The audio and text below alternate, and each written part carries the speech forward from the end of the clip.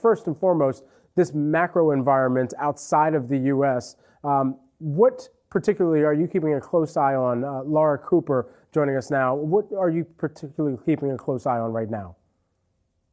Well, I think it's a key question, whether we're in Europe, whether we're in the US, is around the path of a policy that we expect to come from the Fed, from the ECB, and other major central banks. We have had comments more recently, notably Bullard yesterday, quite hawkish, suggesting that they could actually tighten rates well into restrictive territory. We had similar comments from Christine Lagarde this morning as well. And I think markets are going to have to recalibrate those expectations, not only potentially for a higher terminal rate this cycle, but as well expectations that this is unlike a traditional cycle. Well, central banks may not actually cut rates when we start to see more signs of material economic downturns, but actually keep rates at restrictive levels over some quarters.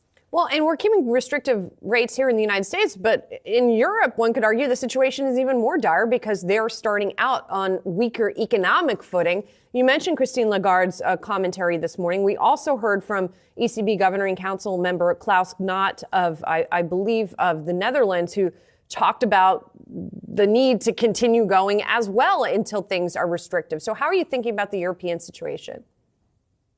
Well, I think it's quite a challenging situation for Europe. Notably, we did have Lagarde also today suggest that the risks of a recession have risen. And it's actually our base case that we are going to see multiple quarters of contraction come through in Europe, largely because of the energy shock that is really yet to feed through more materially. Notably, as we get through those colder winter months, we could see that provide even more of acute pressure on European households. And I think that really has yet to feed out.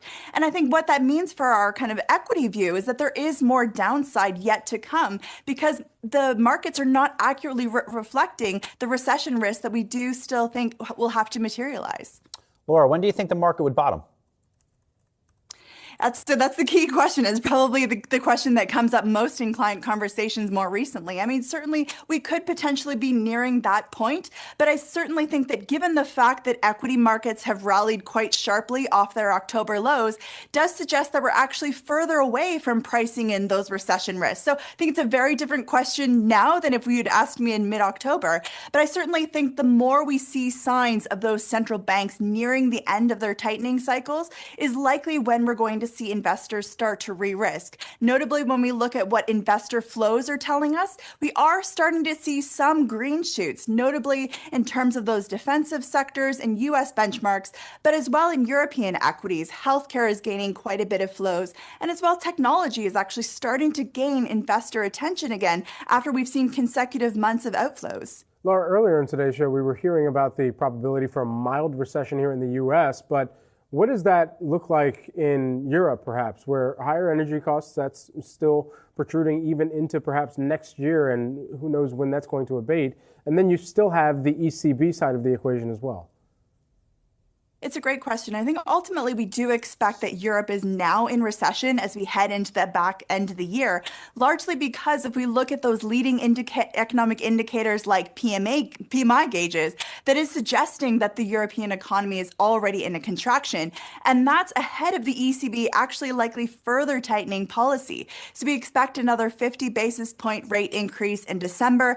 They're likely to even go above 2% early next year, so long as those inflation pressures continue to surprise to the upside. We really need to see sequential month-on-month prints come in lower for policymakers to take any kind of comfort. And so I think at this point, despite the economic contractions coming through, central banks are going to continue to fight inflation and dismiss those economic risks at this juncture.